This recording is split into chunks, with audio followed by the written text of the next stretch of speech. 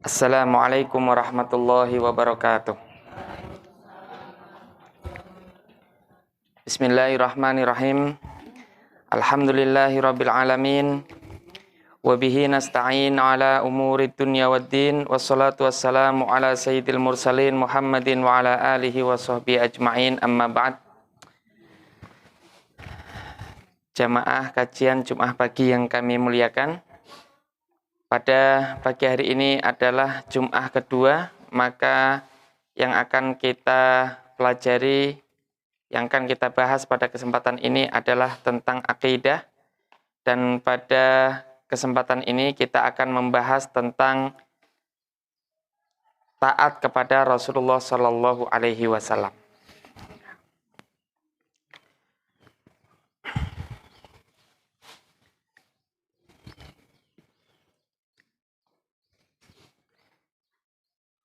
Yang pertama adalah kewajiban kita sebagai orang muslim untuk mencintai dan mengagungkan Rasulullah Muhammad Sallallahu Alaihi Wasallam. Karena ini adalah salah satu rukun dari iman. Jadi mencintai Rasulullah itu bukan hanya sekedar dengan ucapan. Bukan hanya sekedar kita mengatakan, iya itu Rasulullah, saya suka, cinta, dan lain sebagainya. Bukan hanya seperti itu. Tapi nanti ada hal-hal yang harus dipenuhi bagi orang yang memang benar-benar mencintai kepada Rasulullah. Dan Rasulullah itu, beliau adalah Muhammad bin Abdillah. Karena barangkali nanti ada keliru Muhammad lain. Muhammad bin Abdillah yang dilahirkan di Mekah dari pasangan Abdullah dan Ibu Aminah, dari bangsa Arab, dari suku Quraisy. Itu Muhammad yang kita maksud, yang kita yakini sebagai seorang utusan Allah. Ketika beliau lahir, sampai pada umur 40 tahun, itu sebagai manusia biasa. Beliau sebagai manusia biasa. Layaknya manusia pada umumnya. Bahkan beliau dilahirkan dalam keadaan yatim. Kemudian diasuh lagi, pindah asuhan kepada kakeknya. Kakeknya wafat, dipindah lagi, pindah asuhan kepada pamannya. Bahkan umur 13 tahun itu, Nabi Muhammad, yang saat itu belum jadi Nabi, Muhammad bin Abdillah itu sudah mampu menghidupi sendiri. Dengan cara bekerja sama dengan orang-orang yang punya kambing, beliau kerja sama orang yang punya kambing itu diinvestkan kambingnya, kemudian beliau menggunakan tenaganya untuk beternak kambing. Dan akhirnya banyak itu orang yang mau nitip kepada Muhammad bin Abdillah. Sampai pada umur 18 tahun, Muhammad bin Abdillah itu menjadi pemuda yang memang sukses dalam bisnis. Jadi sudah bisa bekerja sama dengan orang-orang kaya pada saat itu, sehingga sudah mampu menginvestkan hartanya ke tempat-tempat orang-orang yang lemah pada saat itu. Bahkan puncaknya ketika umur 22 tahun, beliau sudah menjadi eksportir. Orang yang bisa mengekspor rihlatas syita iwa soif, musim dingin dan musim panas. Kalau musim dingin ke Syria, kalau musim panas ke Yaman, gitu ya. Jadi itu udah luar negeri, membawa dagangan dan berhasil. Bahkan pada saat itu salah satu partner janda kaya yang bernama Khadijah itu akhirnya jatuh hati karena melihat kehebatan Muhammad bin Abdillah. Akhirnya menikah pada umur 25 tahun. Dengan memberi mas kawin yang konon pada saat itu dikatakan 100 unta. Kemudian membawa emas. Ada yang mengatakan sampai berapa itu? Ya, sekitar 100 gram. Kan berarti hampir itu. Ya. Berapa itu kalau dinominalkan sekarang? Ya, miliaran. Mana ada sekarang orang nikah terus bawa, wah, itu sebanyak itu ya, membawa mas kawin sebanyak itu. Nah itu. Jadi Rasulullah itu orang yang, Nabi Muhammad pada saat itu adalah orang yang memang benar-benar berhasil. Nah, ya. Dari keberhasilan itu, akhirnya pada umur 40 tahun, beliau diangkat menjadi Rasul. Ya, diangkat menjadi Rasul. Tina amanu asyaddu hubban lillah. Dan orang-orang yang beriman lebih sangat cinta kepada Allah.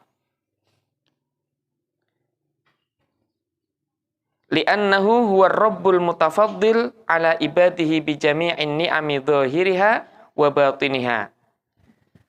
Karena Allah itu adalah Tuhan yang telah memberikan anugerah kepada hambanya dengan semua nikmat, baik zahir maupun batin.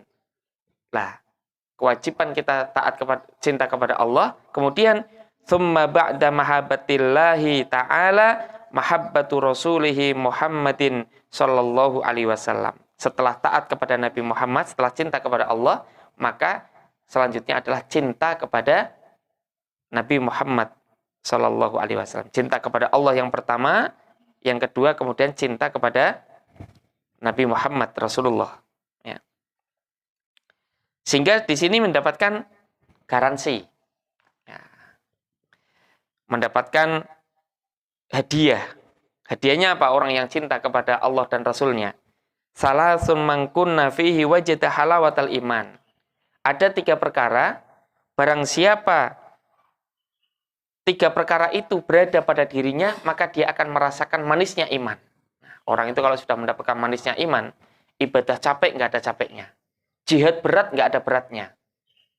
Bahkan barangkali sedekah ya. Sedekah yang barangkali kita iman-iman itu nggak ada iman-imannya. Kalau sudah merasakan manisnya iman. Jadi apapun yang diperintahkan dalam agama ini, semua terasa indah. Ya, nggak ada yang berat. Karena mengharap bahwa surga itu seakan-akan sudah berada di depan mata. Bahkan malah rindu. Bahkan kematian itu bukan sesuatu yang menakutkan. Bahkan menjadi sesuatu yang dinanti bagi orang yang sudah mendapatkan manisnya iman. Nah, siapa orang yang mendapatkan manisnya iman itu? Biar mendapatkan 3 itu. Pertama, ayyakunallahu wa rasuluhu ahabba ilaihi mimma siwahuma. Hendaklah Allah dan Rasulnya itu lebih dicintai dari yang lainnya. Mencintai Allah dan Rasulnya. Nah, gimana nanti nih? Nanti yang akan kita bahas. Cinta kepada Allah dan Rasulnya melebihi yang lainnya itu bagaimana ya? Yang kedua, wa ayyuhibba al-mar'u la wa ayyuhibbal mar'a la yuhibbuhu illa lillah.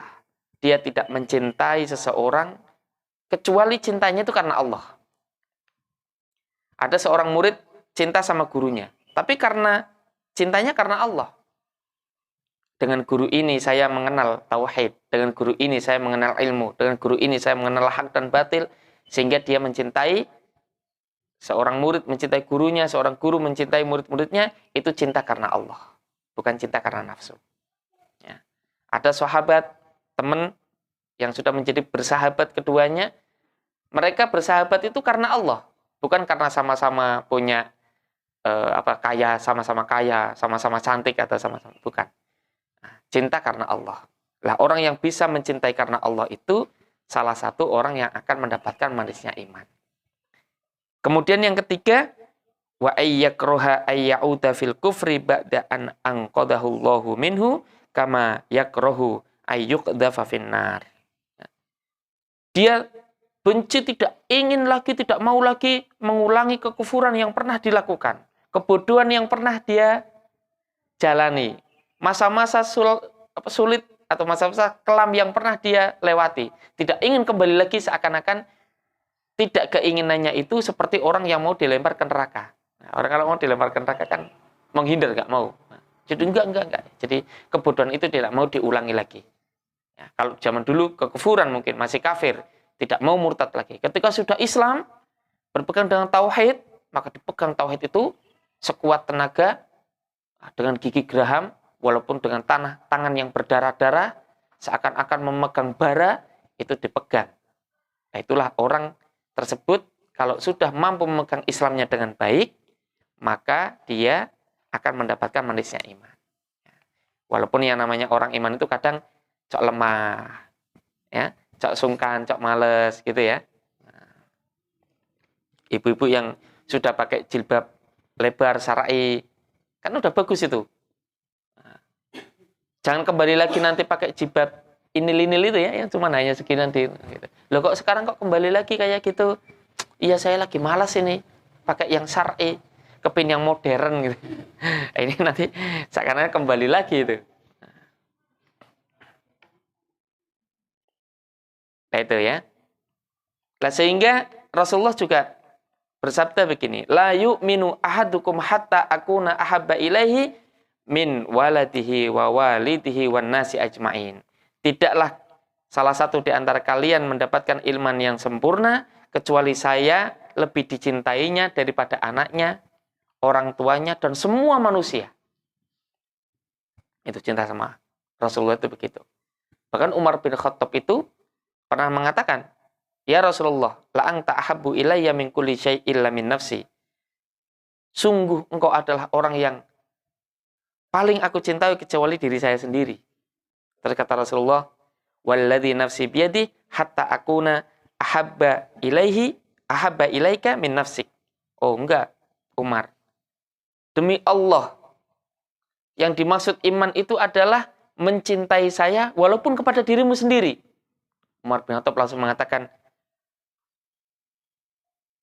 fa innakal an ahabbu ilayya min nafsi. Sesungguhnya engkau ya Rasulullah lebih saya cintai daripada diri saya sendiri. Al-an ya Umar, sekarang? Iya, sekarang ya Rasulullah. Ya, jadi ketika mendengar Rasulullah begitu, langsung. Padahal tadinya bilang, ya saya ya, engkau ku cintai ya Rasulullah. Tapi ya, diri saya sendiri ya, lebih saya cintai. Kata Rasulullah, enggak. Kalau kamu memang benar-benar iman, cintailah aku melebihi cintamu pada dirimu sendiri. Kata Rasulullah, ya oke kalau begitu. Saat ini juga engkau menjadi manusia yang paling aku cintai. Nah, itu.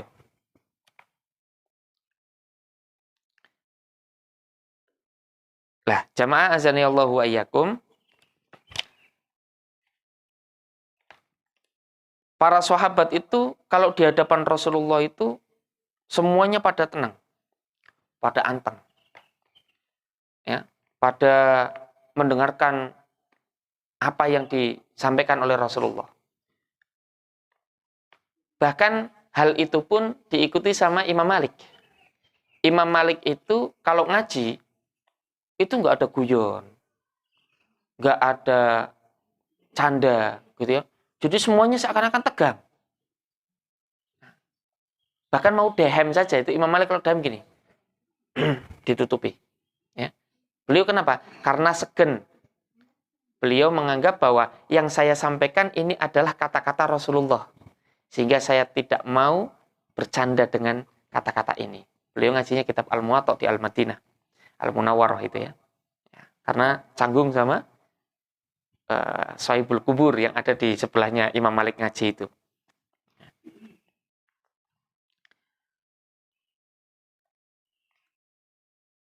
Nah pada saat itu Urwah bin Mas'ud juga pernah mengatakan, ya qaumu, wallahi laqad wufittu ila Kisra wa Qaisar wal muluki fama ra'aitu mulkan yu'azzimuhu ashabuhu ma yu'azzimu ashabu Muhammadan sallallahu alaihi wasallam. Wahai kaumku, demi Allah, saya biasa diutus bertemu dengan para raja, para pembesar, para kaisar. Tapi saya tidak pernah melihat orang-orang yang mengagungkan mereka sebagaimana para sahabat mengagungkan Nabi Muhammad Shallallahu Alaihi Wasallam. Lah bagaimana? Wallahi ma yuhidduna nadra ilaihi ta'dziman lahu. Demi Allah, mereka tidak pernah menatap wajahnya Rasulullah. Jadi di hadapan Rasulullah semua begini. Ya, bertunggul semua para sahabat itu. Kalau di depan Rasulullah itu semua mendengkul. Wa ma tankhimu nukhamatun wala tunkhamu nukhamatun illa waqa'at fi kaffi rajulin minhum fayutliku biha wajhahu wa sadruhu. Tidak pernah ada air liur yang menetes ataupun ingus yang terjatuh kecuali di tangannya orang tersebut dan diusapkan kepada wajahnya. Maaf, yang saya maksud tidak pernah ada air liur yang keluar dari Rasulullah kecuali pasti berebut para sahabat itu. Ya. Kemudian diusap-usapkan di wajahnya, di badannya para sahabat itu. Ya. Jadi kalau Rasulullah mau meludah gitu langsung ditangkap para sahabat. Mana ada itu? Sekarang kemarin ada bupati ya. Mau sama didoni bupati? Nggak mau kan? Padahal sampean rakyatnya loh. Nggak mau kan? Gitu. Tapi kalau Rasulullah nggak ada yang nyuruh ini sahabat. Rebutan. Gitu. Ya.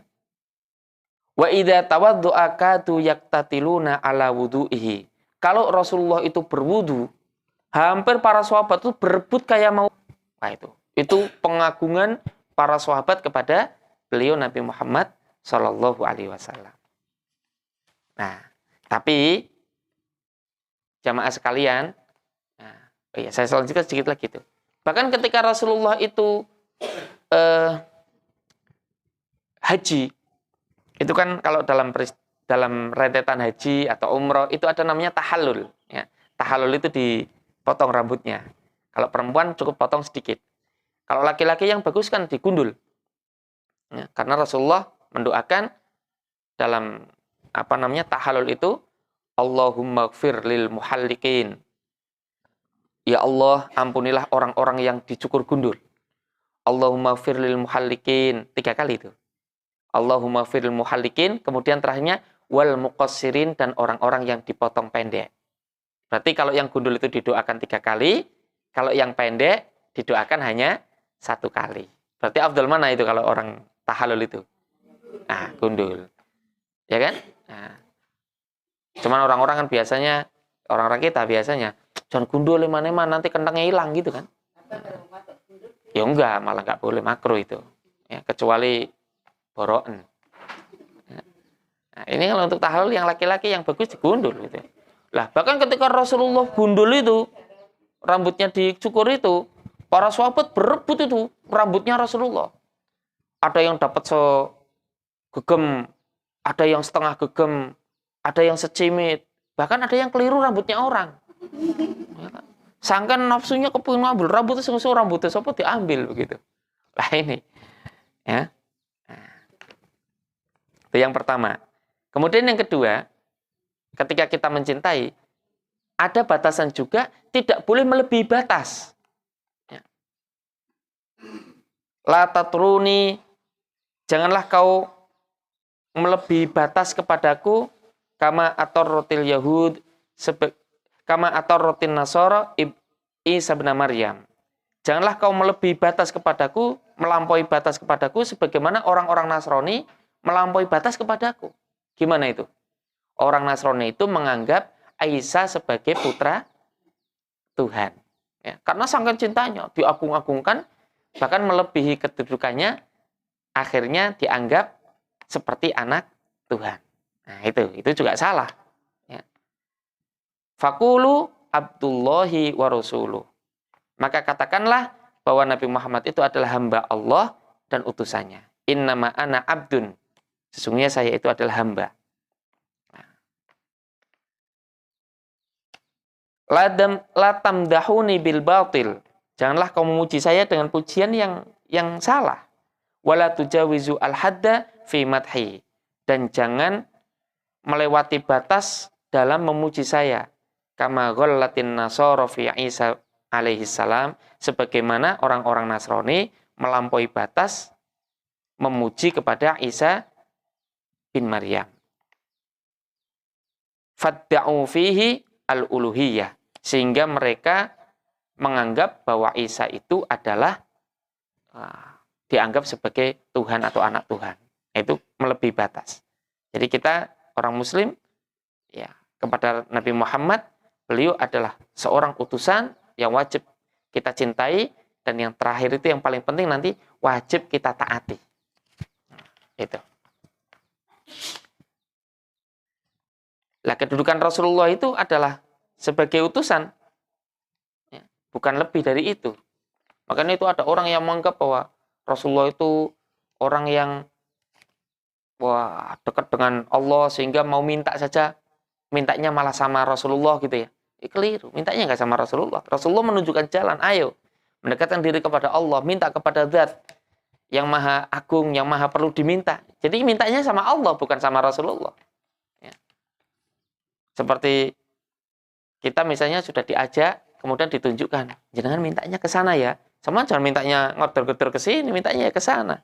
Kan udah dikasih tahu itu petunjuknya. Ya. Dan apapun yang dilakukan oleh Rasulullah, yang diucapkan oleh beliau itu, dalam Al-Quran disebutkan, وَمَا يَنْتِقُ عَنِ الْهَوَىٰ إِنْ هُوَ إِلَّا وَحْيُ يُوحَىٰ. Tidaklah beliau mengucapkan satu kata dengan hawa nafsu, kecuali apa yang diucapkan itu adalah wahyu yang telah diwahyukan kepada Rasulullah. Jadi apapun yang menjadi perintah Rasulullah, sabda beliau, itu semua itu adalah wahyu Allah. Bahkan tingkah laku beliau itu adalah wahyu. Sehingga beliau tidak pernah keliru. Ya. Kalaupun beliau pernah keliru, akhirnya malah menjadi syariah. Contohnya, Rasulullah pernah sholat asar kalau nggak salah itu, kemudian hanya 2 rakaat. Setelah sholat, ada satu sahabat yang bernama Dihyah Al-Kalbi. Ya. Beliau mengatakan gitu, pada Rasulullah sholat itu 2 rakaat, ya harusnya 4 rakaat, beliau sholat hanya 2 rakaat. Para sahabat nggak ada yang berani ngomong, diem. Salam ya udah diem aja. Gitu. Terus ada satu sahabat Dihyah Al-Kalbi itu, Dzul Yadain, gitu ya. Dzul Yadain, beliau mengatakan begini, ya Rasulullah, aqasortas sholat. Ya Rasulullah, apa sholatnya sekarang sudah diringkes ya? Kata Rasulullah, no, benar apa yang dikatakan oleh Dzul Yadain. Iya ya Rasulullah, sholatnya kok diringkes? Rasulullah langsung bangun, kemudian melanjutkan sholatnya. Nah, akhirnya kita tahu, oh berarti kalau sholat kita kurang, itu segera takbir dan lanjutkan sholatnya. Tapi ya hanya 1 kali itu. Gitu ya. Jadi lupanya Rasulullah itu memang sebagai ajaran. Akhirnya ada sujud sahwi. Begitu. Iya. Kekurangannya 2 ya namanya 2. Gitu. Baik ya. Lah yang lebih wajib lagi setelah kita cinta kepada Rasulullah, kemudian tidak boleh melebihi batas, dan yang paling penting adalah taat dan mengikuti apa saja yang disampaikan dan dibawakan oleh Rasulullah. Wa ma atakumur rasulu fakhudhuh wa ma nahakum anhu fangtahu. Apapun yang didatangkan kepadamu oleh Rasulullah, maka lakukanlah, dan apapun yang dilarang oleh beliau, berhentilah. Rasulullah memerintahkan apa ya, udah kita lakukan semampunya. Begitu pula kalau Rasulullah melarang, ya kita larang, walaupun sebenarnya kita senang. Nah, itu ketaatan dan mengikuti Rasulullah itu begitu. Makanya, ati'ullaha wa ati'ur rasul. Taatlah kepada Allah dan taatlah kepada Rasulullah.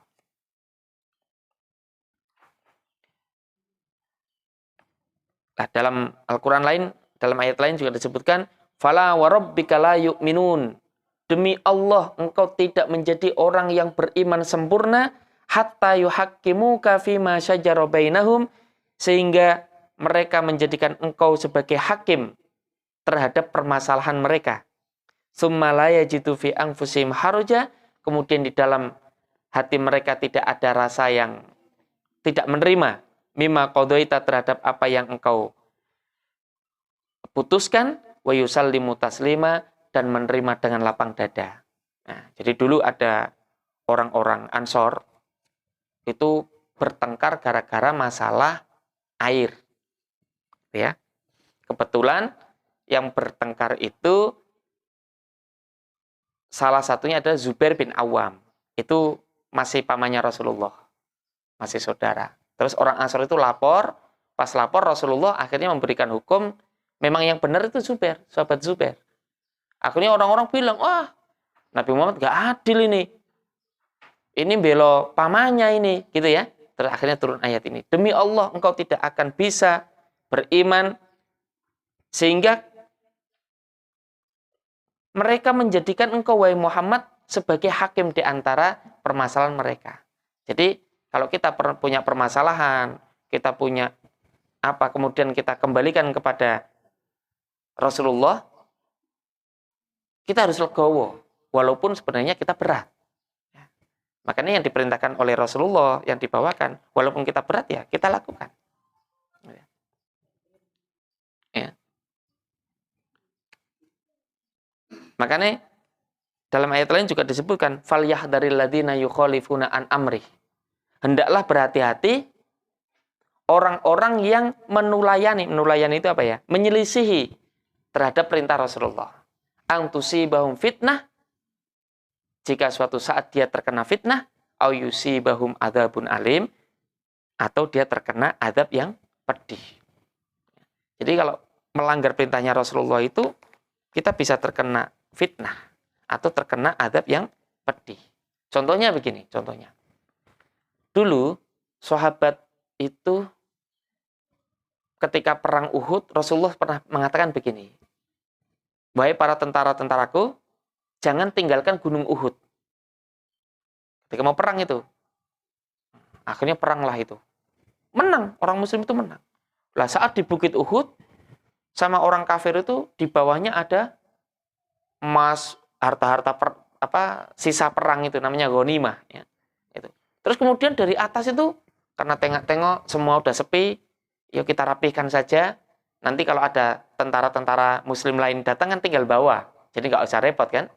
Daripada nganggur begitulah. Akhirnya turun itu mereka itu. Wah, pas turun di bawah lagi mengumpulkan harta benda hasil jarahan perang itu, tiba-tiba orang-orang kafir menguasai bukit yang dipimpin oleh Khalid bin Walid yang saat itu belum Islam. Wah, orang Islam jadi bulan-bulanan mereka dipanai dari atas bukit. Gugur mereka menjadi syuhada. Itu karena mereka, padahal niatnya baik. Niatnya ya kepingin dikumpulkan biar tidak merepotkan yang belakang. Nanti mereka datang tinggal bawa kan begitu. Tapi karena menyelisihi perintah Rasulullah, akhirnya jadi gugur. Itu para sahabat.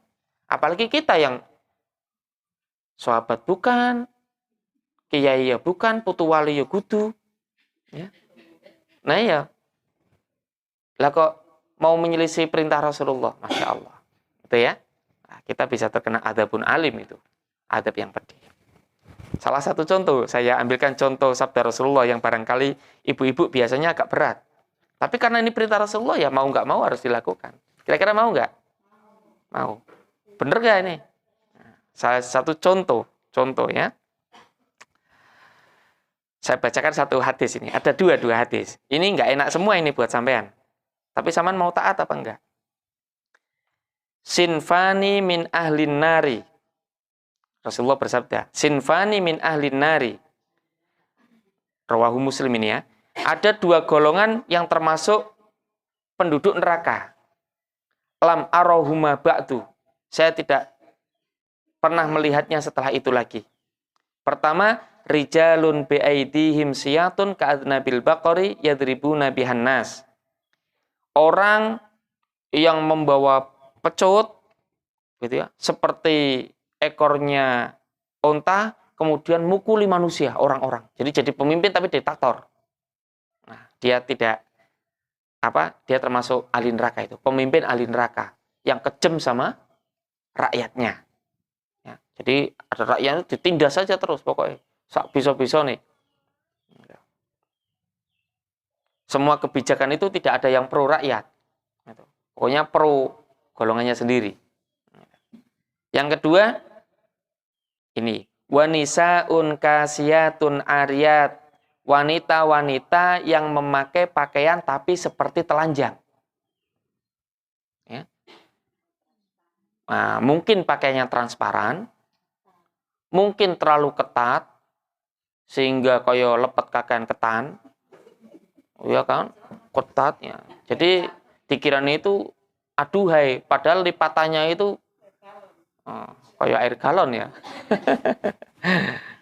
Ya.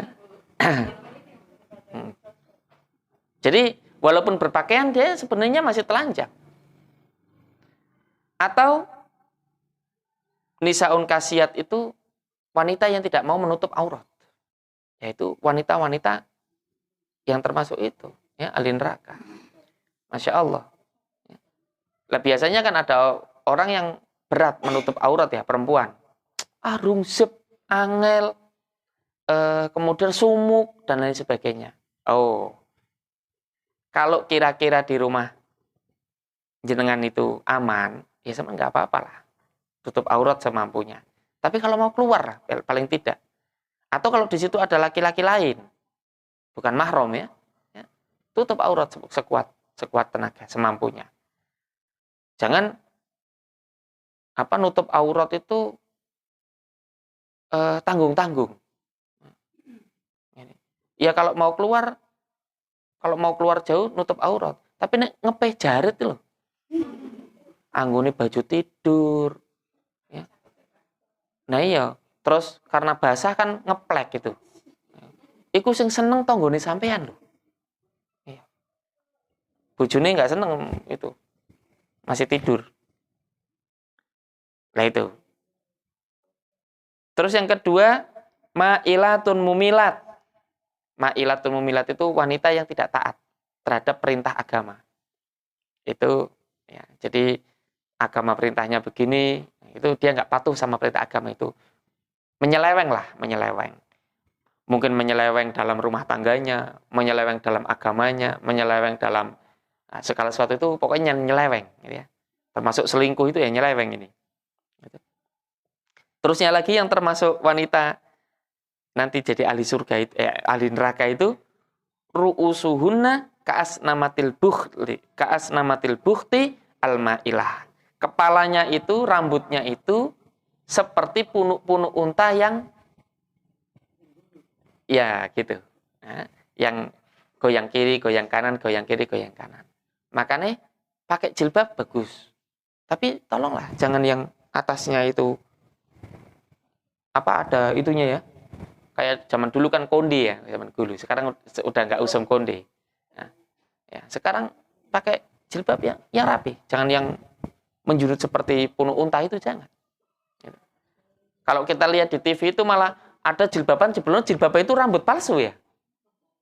Jadi jilbaban tapi sininya ada rambutnya palsu, itu kriwil-kriwil itu. Itu jilbab apa piye gitu. Lah itu. Nah itu. Ya.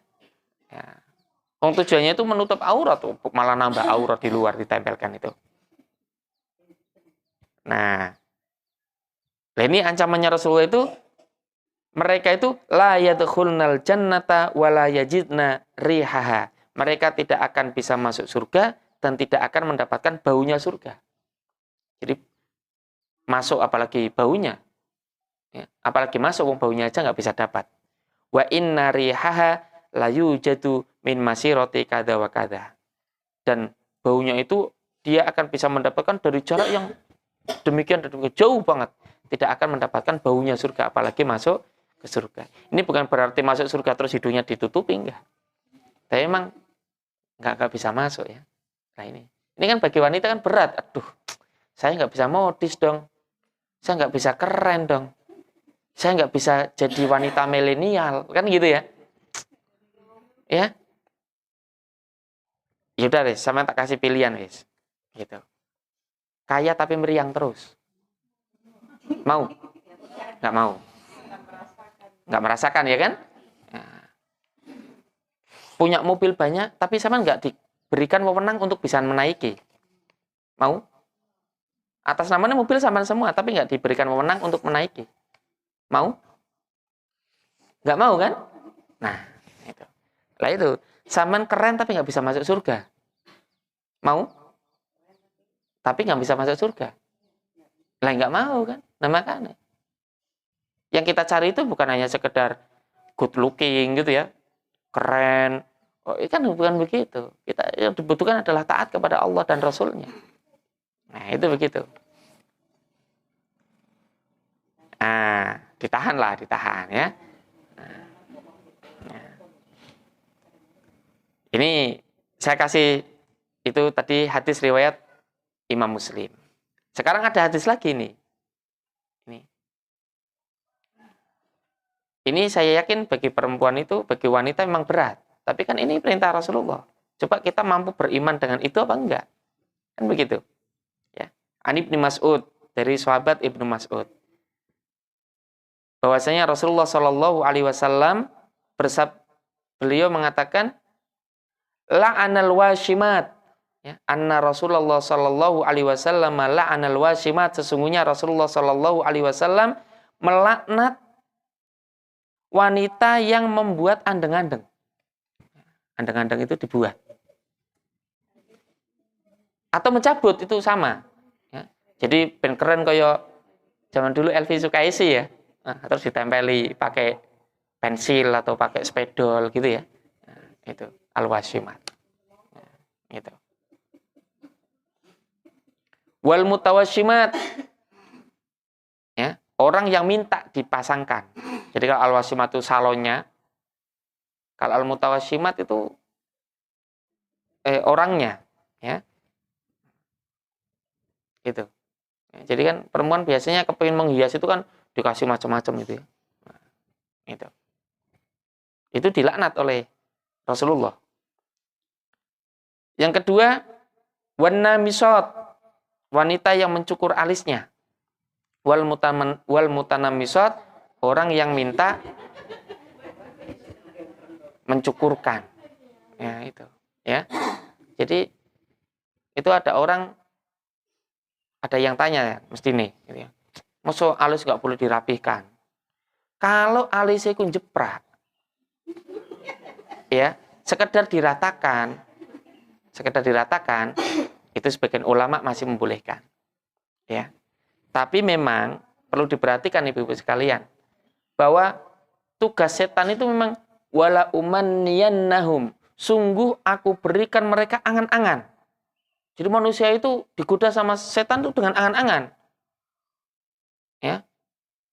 Orang yang alis yang nggak rata, ya jeprak-jeprak itu kepingin diratakan. Kalau sudah rata, itu kepingin dibuat seperti bulan sabit. Kalau sudah seperti bulan sabit, itu kepingin ditoto lagi seperti semut berbaris. Kalau sudah seperti semut berbaris, itu kepingin ditebali, gitu ya, biar agak tebal dikit. Kalau sudah tebal, nanti kepingin dicoplok pun ganti model. Kan gitu. Itu digoda terus sama setan. Makanya diupayakan nggak usah banyak direka-reka, udah. Apa adanya aja lah. Insya Allah tetap cantik di hadapan suami. Gitu. Bukti ini suami ini sama ya setia. Nah, kan gitu. Ya.